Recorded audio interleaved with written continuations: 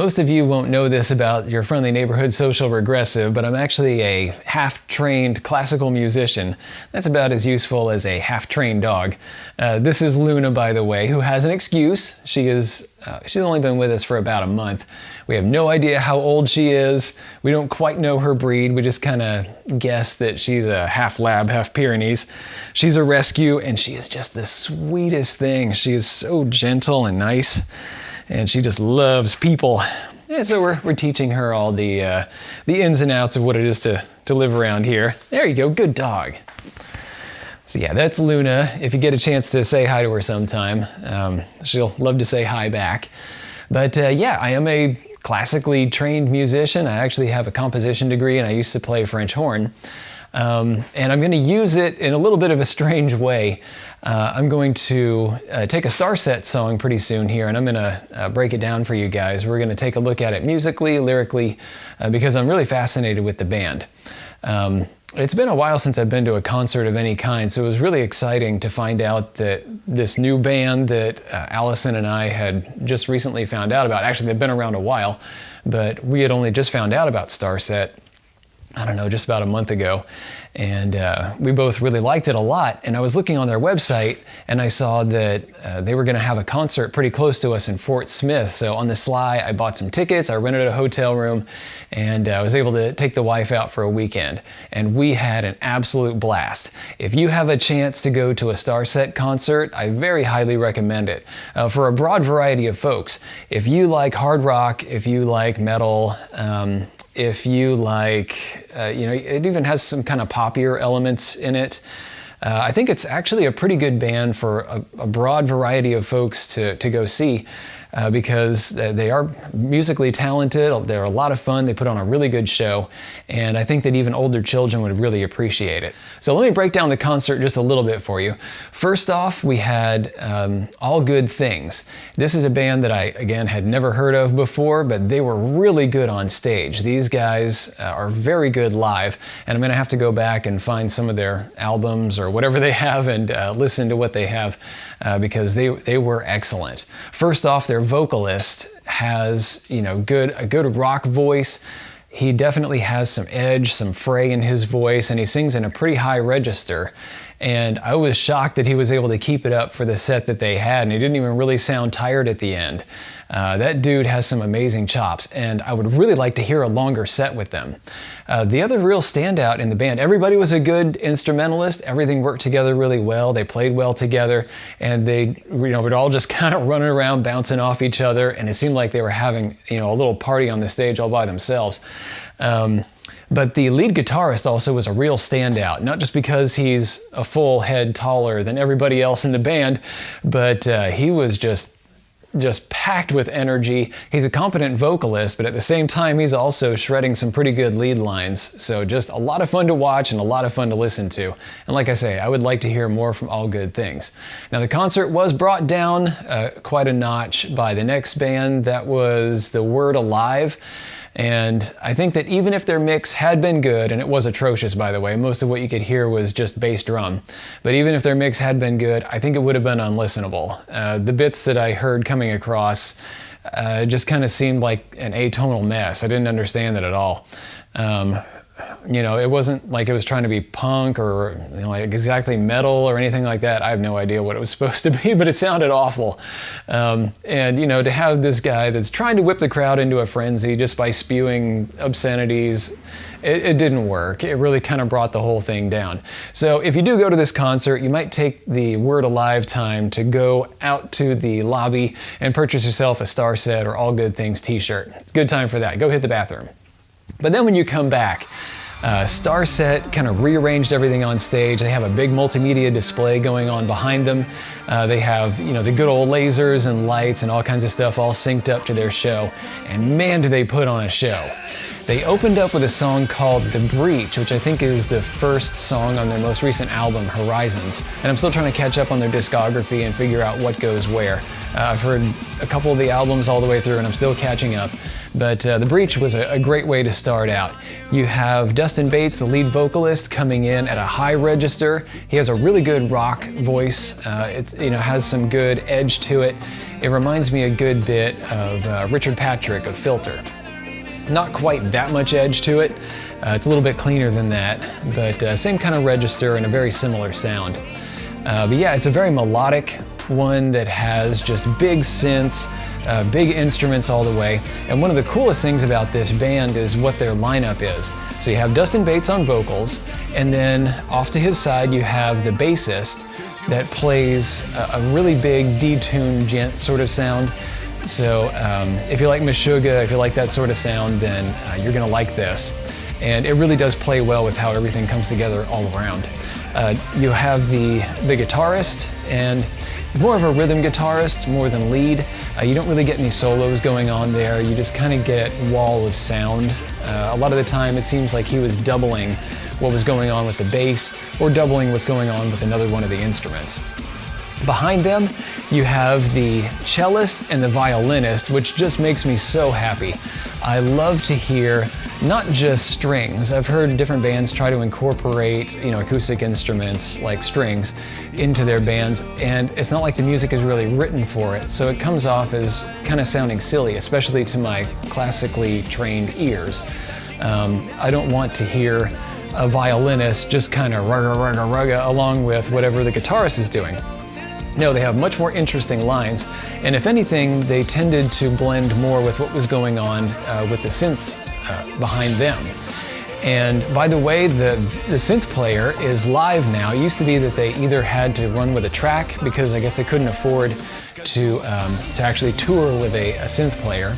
And I think he plays guitar as well. I saw him switch out instruments at least once. But they would either have to play with a track before, or they would have the violinist get down and start playing the keys just a little bit. And I think I saw the bassist maybe get on keys just a bit. Dustin Bates can also play keys if he has to, but he's just front man on the band right now. He's just doing the vocals during a concert.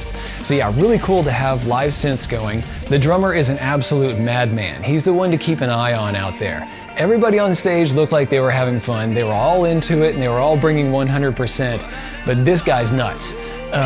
He takes a lot of those block chord sections and breaks them up and makes them very interesting.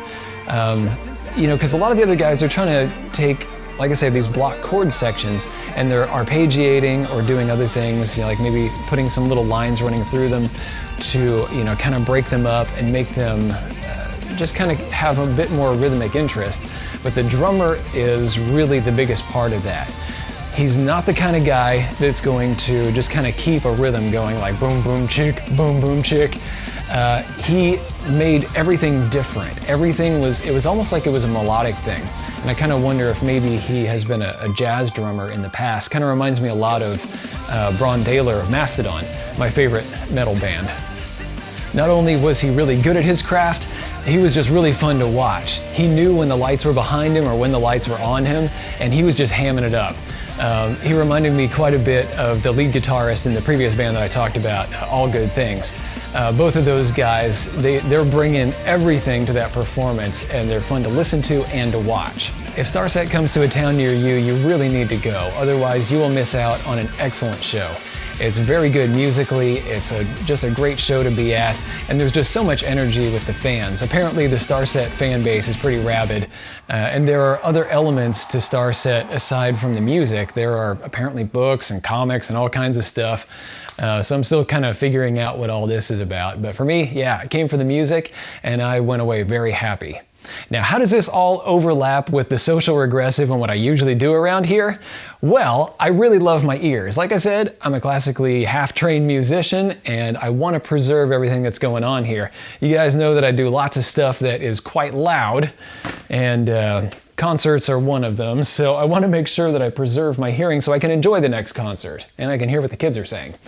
So yeah, I was able to test out, both my wife and I were able to test out these earplugs that I've reviewed in the past. These are the Axil Reactor and Defender. And I'll point you to that video. I'll put a link to it up here. And you can kind of see what those are all about. Let me just describe them real quick. The The Axil reactor is very much like your average silicone baffle earplug. In fact, this is one of the extra pieces that you can use here. It comes with both small and fat for different size ear canals. But what you get is this little kind of pill container for holding them. And then you have a plastic body that goes inside the silicone baffles. And this is actually open. So before the concert, we could both have these in our ears and we could actually just have conversations with each other. This only reduces the loudness of the room by 5 decibels. But without using batteries or anything electronic in any way, these slam shut when things get loud. So this will shut down from 5 dB to 33 dB. So if I were to make a loud impulse sound like this one, then it's going to slam shut automatically and it's going to protect my hearing. And in that test, it actually worked out pretty well. This one over here, the XP Defender, is a little bit different. This works the same way. It has that dynamic mesh stuff on the inside that closes to protect your hearing. But this one actually does have a little switch. So you can choose what your ambient noise level is. So you can have it in the fully open, 10 dB. If there's a loud impulse sound, it slams to that 33 dB protection. Or you can put it in a more closed position if, like, say you're mowing the lawn and you know, it's loud, but it's not super duper loud. You can kind of close it down a bit more and you don't have to hear more of that ambient sound. And that was actually the big thing that I wanted to test when we went to this concert. How does it deal with ambient noise? Yes, I know that it deals with big impulse sounds really well, but how does it deal with loud ambient sound? What if there's just kind of a wall of sound like in a rock concert? It works really well, actually. It works just as well. So it's gonna seal out that big stuff. And I was able to hear the concert just fine without my ears ringing afterward. And Allison reported the same thing after the concert was over. We just kind of popped them out, went about our way. If you are more of a musician type, there's another one I'm gonna point you toward, and that's the Etymotic Research. I've used these for years. I don't have a pair here on the bench to show you, but these guys are designed for musicians. And while the Axil earplugs are designed to block out sound as aggressively as possible, the Etymotic ones are designed to kind of keep the EQ of what you're listening to. It preserves the frequencies so you hear as realistic a sound as possible. Especially if you're a musician, like, you know, when I played in the band, I used to wear these if I was in front of the trumpets. And so I could still hear all of the instruments, I could hear the full tonality of what's going on. It was simply reduced. And now if you want a cheaper and more comfortable way to wear earplugs for a long time, you also have foam earplugs. So I'm going to put links down below to some of my favorites. I've tested all kinds of earplugs in the past. The Howard Lights are very good. There are a couple different ones that are really good on that side. And then we have these Safety Works, so you can buy in bulk. And these foam earplugs just kind of fill the ear, block out a ton of sound. And yeah, they're cheap and they're really nice to wear for a really long time. Thank you guys very much for making this video possible. I know this one's a little bit on the weird side, but hey, you usual social regressive fans, we're talking about hearing protection so you can hear what these might be like. If you're a machinist, if you are somebody that deals with loud engines, kind of loud ambient sounds, I think you can go ahead and feel free to pick up the Axil earplugs. They're going to work for you in those environments as well. Yeah, thanks a lot, you guys, for making this happen. And thank you, patrons of the destructive arts that have helped to produce these videos. They're the ones that financially help to make things like this happen. Thanks a lot, you guys, and I will see you in the next video. Thanks for watching. If you liked this video, be sure to like, share, and most importantly, subscribe. Even if you didn't like this particular content, go ahead and subscribe. There's probably something coming that's more up your alley. Check out this playlist right here. This is going to have videos in a similar vein to what you just watched. These 2 videos we cherry-picked for you. And finally, The Social Regressive is on Patreon. So you can become a patron of the destructive arts and earn some goodies while helping us to provide high-quality videos just by kicking us a few bucks a month. Thanks a bunch for your patronage.